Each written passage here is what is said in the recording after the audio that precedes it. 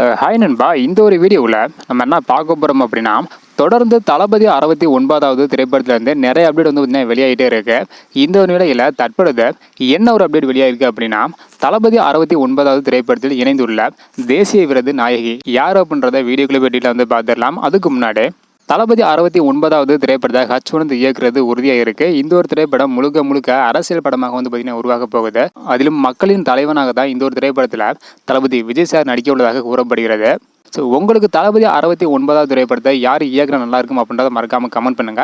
So இப்போ வந்து பார்த்தீங்கன்னா தளபதி 69வது திரைப்படத்தில் யார் இணைஞ்சிருக்காங்க அப்படின்றத வந்து பார்த்துடலாம். சூரரை போற்றும் நாயகியான அபர்ணா பாலமுரளி இவங்க தான் இந்த ஒரு திரைப்படத்தில் முக்கியமான கதாபாத்திரத்தில் நடிக்க உள்ளதாக கூறப்படுகிறது. அது மட்டும் இல்லாமல் தளபதி விஜய் சாருக்கு ஜோடியாக நடிப்பாங்களா இல்லை அப்படின்றக்கான ஒரு கொஸ்டின் மார்க் வந்து எழுந்திருக்கு. ஸோ தற்பொழுது வரைக்கும் அபர்ணா பாலமுரளி அவர்கள் இந்த ஒரு திரைப்படத்தில் இணைஞ்சிருக்கிறது உறுதியாக இருக்கு. தளபதி விஜய் சாரோட பிறந்தநாளை முன்னிட்டு தளபதி 69வது திரைப்படத்தோட அப்டேட் வரும் என எதிர்பார்க்கப்படுகிறது.